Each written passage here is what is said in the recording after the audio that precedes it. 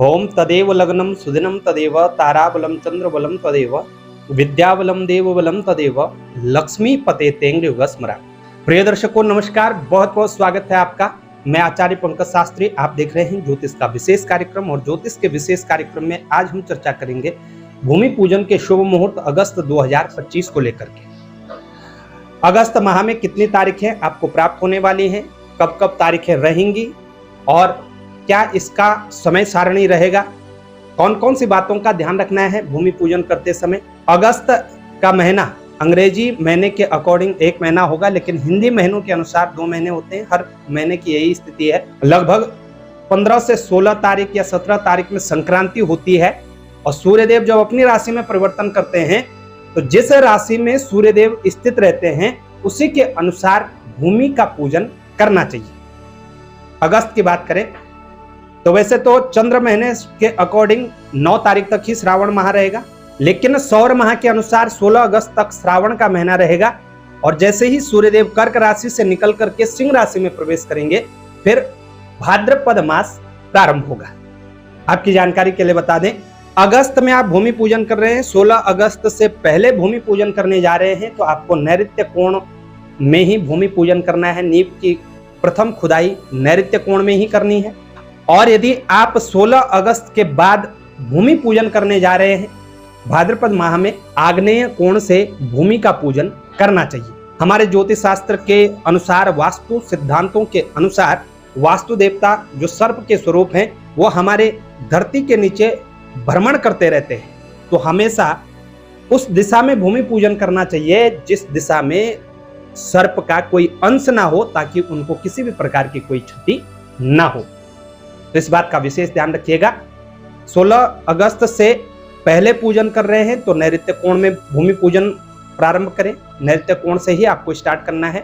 16 अगस्त के बाद यदि आपको भूमि पूजन करना हो तो फिर आग्नेय कोण का विचार करना चाहिए। वहीं प्रिय दर्शकों, हम बहुत सारी सामग्री नींव में रखते हैं। पंचरत्नी, गोमती चक्र, तीर्थ की मिट्टी, गंगा जल इत्यादि बहुत सारी सामग्री रखते हैं। कई मत्स्य का जोड़ा रखते हैं, कई कच्छप रखते हैं, लेकिन जो सब जगह रखते हैं एक कॉमन सी चीज, सर्प का जोड़ा, यानी वास्तु के स्वरूप सर्प का जोड़ा हम हर जगह रखते हैं। तो सर्प के मुख का भी विशेष रूप से विचार किया जाना चाहिए।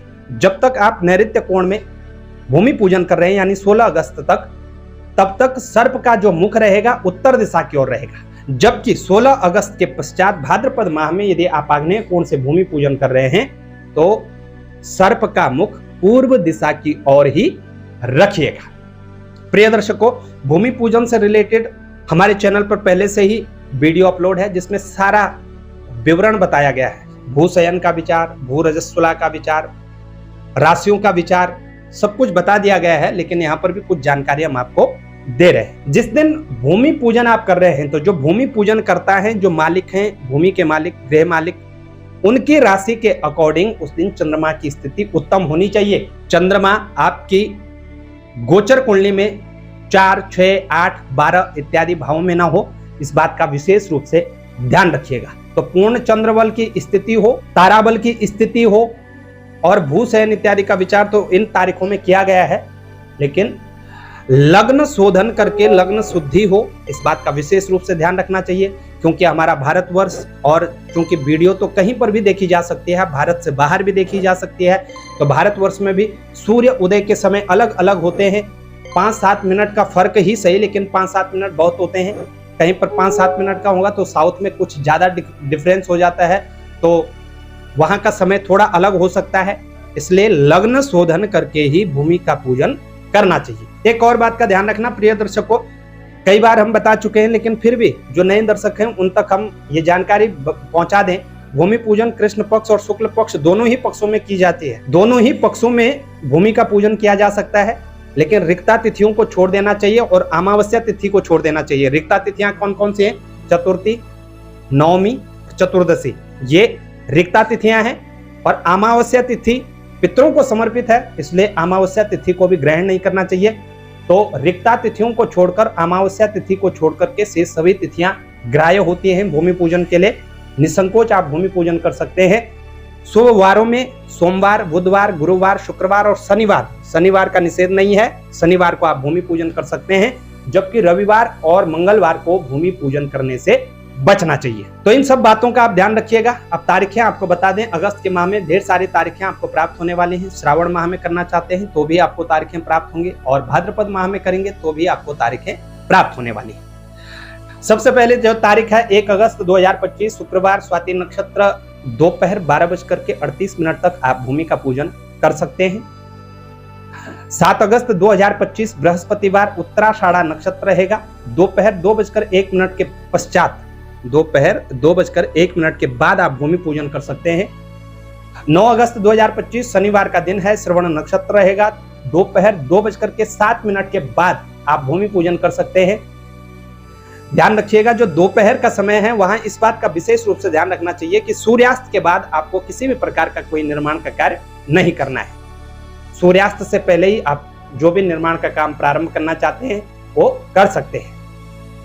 अगली जो तारीख है 11 अगस्त 2025 की है, सोमवार का दिन है, सद्विषा नक्षत्र है। अभिजीत मुहूर्त को ग्रहण करें और भूमि का पूजन कर सकते हैं। आप लोगों के प्रश्न होते हैं कि अभिजीत मुहूर्त क्या है, तो दिन के मध्याह्न काल का समय होता है 45 मिनट का, जो भगवान श्री हरि को अत्यंत प्रिय मुहूर्त होता है, उसी का नाम अभिजीत मुहूर्त है। वो अभिजीत मुहूर्त भी सब जगह का थोड़ा थोड़ा डिफरेंस अलग अलग होता है, पर मध्याह्न काल में ही रहेगा। मध्याह्न काल से लेकर दोपहर तक का ही समय होता है, तो वो आप उसके लिए व्यक्तिगत रूप से संपर्क कर सकते हैं।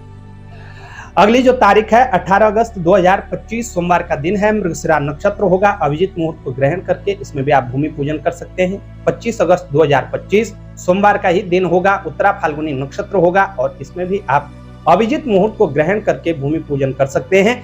जबकि 28 अगस्त 2025 गुरुवार का दिन है, स्वाति नक्षत्र होगा। 8:44 के पश्चात आप भूमि का पूजन कर सकते हैं।